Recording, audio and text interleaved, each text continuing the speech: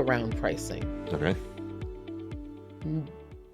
Doesn't matter what anybody else is charging. Doesn't matter what anybody else's rates are. Doesn't matter what anybody else's prices are. It doesn't matter what the market will bear. For those of you who are listening on audio and not watching video, I'm using rabbit ear quotes. It just doesn't matter, because what matters is what's your vision, right? If Sean is also a business strategist and Sean has the same kind of company as me, what difference does it make what Sean is charging? Sean doesn't have the same vision that I do. Sean doesn't have the $5 million stand-up that I have, right? So what difference does it make what Sean is charging based on what he's trying to do? I need to charge based on what I'm trying to do. So if I'm looking at Sean's rates and I'm saying, well, I'm going to price based on what Sean is charging, I better have the same vision and goals and leadership and all that as Sean. And if I don't, like, there's a problem.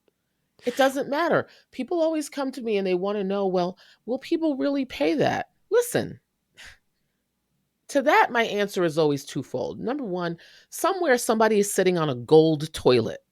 Not a gold-plated toilet, but a solid gold toilet. Okay?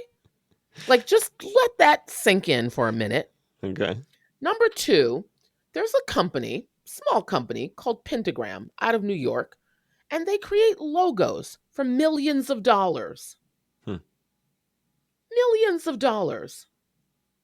Right now, as you and I speak, as whoever listens to this, there is a t-shirt, a cotton t-shirt, being sold on Etsy for $20,000. It is a cotton t-shirt. I repeat, cotton t-shirt. And someone's going to buy it. And 18 people have purchased it. Mm-hmm.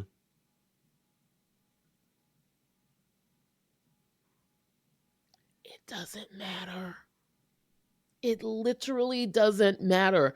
It took me so long to learn that. It doesn't matter. What matters is, what are you charging? Someone on Etsy, also, Etsy, I spend a lot of time there. Don't ask me why. That's my private life. Someone on Etsy is selling, and you can go and look at it. It's there. They're selling paper clips. They're called handcrafted paper clips. And they're shaped like a regular paper clip, except it's a little kind of artsy, right? And I want to say they're $20 or $30 for paper clips. The same things that you get at Staples, except they've unwound the wire and they rewind them in a different new way. And now it's a different kind of paper clip.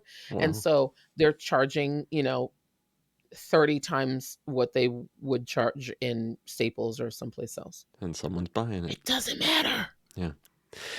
I imagine that's harder for someone in the early stages to hear. Yeah. Right. So, I'm trying to. You don't have your confidence. You don't have your chops yet. You're trying to get business. Your whole perspective is, I need to get this thing going. Like you said, I got to keep the lights, or at least turn the lights on, right? I need to get some clients.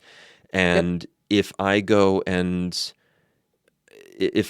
put out a proposal to someone and I'm selling a $20,000 cotton t-shirt and someone else is selling a $14.95 t-shirt, no one's going to buy from me. I have to sell it for maybe $16.95 and make a tiny profit because I have to compete, right? What do you say to someone who, when you say that, they're like, but they're not going to hire me? First, I would say I don't believe in competition. Competition is a false construct that is meant to have us keep our eyes on other people's paper instead of minding our own business and doing what we need to do to develop the confidence and the chops to charge what we want to charge. So that's number A, as my uncle would say. The secondary thing that I would say to that is, I would say that's kind of, learning lesson number 4 about pricing. You have to have the energy behind the pricing to support the pricing.